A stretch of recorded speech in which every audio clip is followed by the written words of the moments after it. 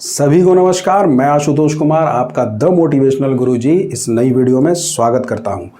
तो दोस्तों, आप सभी ने सुना होगा कि हमारे जीवन में एक ऐसा व्यक्ति अवश्य होना चाहिए जिससे हम अपने मन की सारी बातें, चाहे वो गलत हो सही हो, जो भी हो, जिस तरह की बातें हो, बिना किसी रोक टोक के, बिना कुछ सोचे समझे कर सके।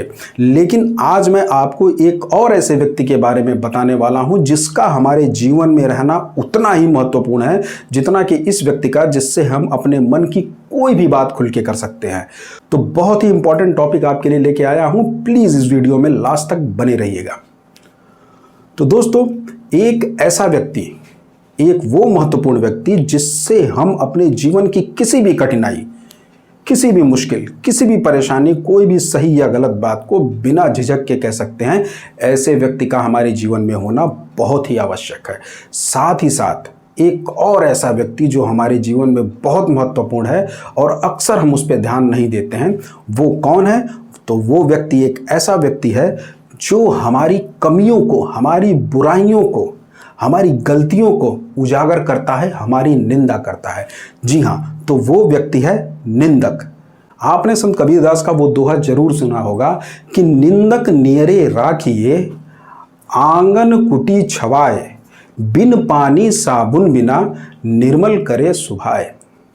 अर्थात अपने निंदक को हमें अपने सबसे समीप रखना चाहिए, क्योंकि वो बिना पानी और बिना साबुन के हमारी कमियां हमें बताकर हमारे स्वभाव को निर्मल करता है, स्वच्छ करता है।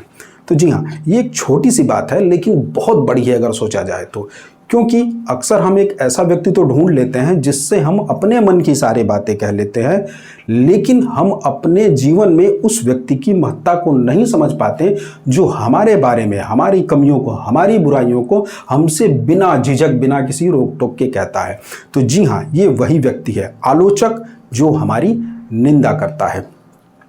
अक्सर हम अपने आलोचक को, अपनी निंदा करने वाले को गलत समझते हैं, उसको अपना शत्रु समझ लेते हैं, जो कि सही नहीं है।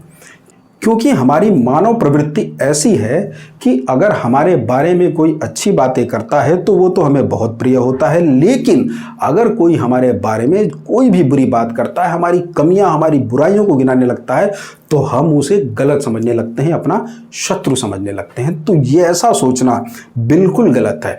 हमारे जीवन में हमारे निंदक दो प्रकार के होते हैं, मतलब हमारे आलोचकों के मुख्यतः दो प्रकार होते हैं, जिसमें पहला है कि ऐसे लोग जो हमारे हितैषी होते हैं और हमारे हित में हमारी निंदा करते हैं।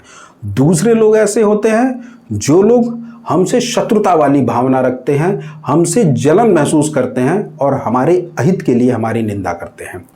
बाकी के लोग या तो हमसे सहानुभूति रखते हुए हमारे अच्छे कामों की तारीफ तो करते हैं, लेकिन हमारे बुरे कामों को या हमारी बुराइयों को दरकिनार कर देते हैं।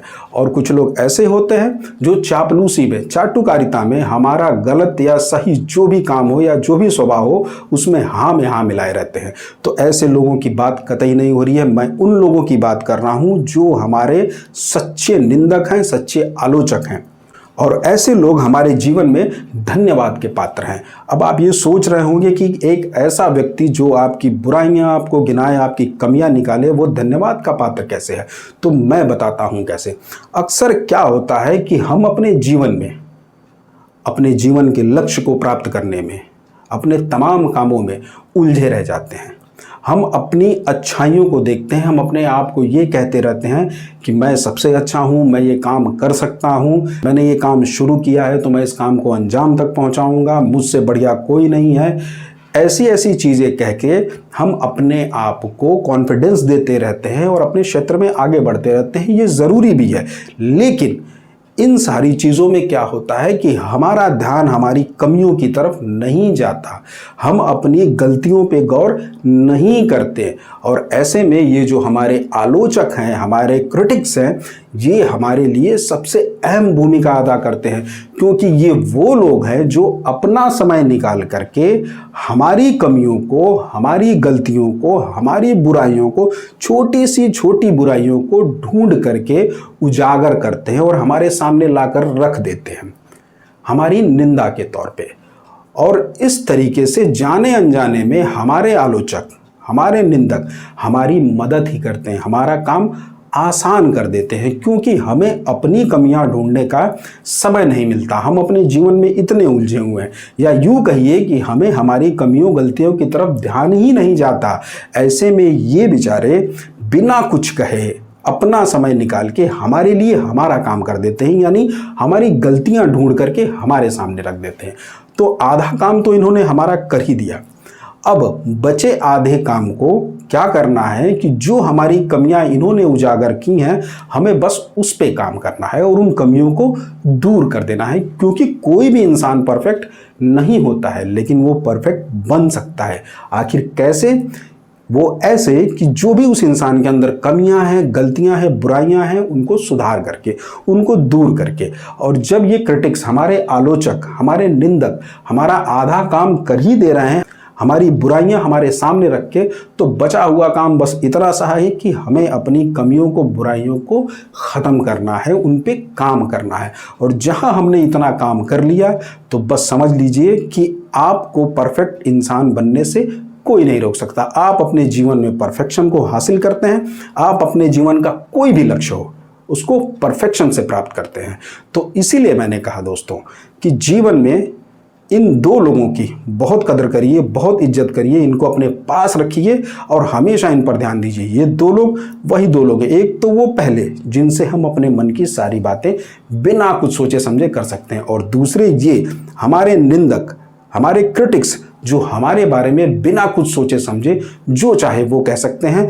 क्योंकि यही वो सबसे महत्वपूर्ण लोग हैं जो हमें हमारी कमियों से मिलाते हैं, उनका सामना करवाते हैं, ताकि हम अपनी कमियों को दूर करके as a perfect human being समाज के सामने, अपने परिवार के सामने आ सकें और अपने जीवन के किसी भी लक्ष्य को परफेक्शन के साथ हासिल कर सकें।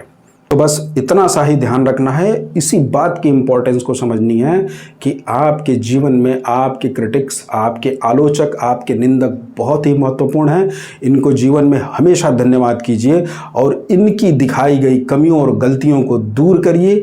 एक बार आपने उस पर काम कर लिया, इन गलतियों को दूर कर दिया, तो आप परफेक्ट हैं। आपको परफेक्ट बनने से कोई नहीं रोक सकता।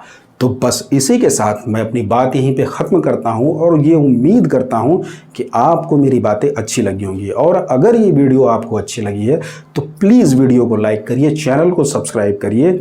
और बस इसी के साथ मैं आशुतोष कुमार, आपका द मोटिवेशनल गुरुजी, इस वीडियो में लास्ट तक बने रहने के लिए धन्यवाद करता हूँ। जय हिंद, जय भारत।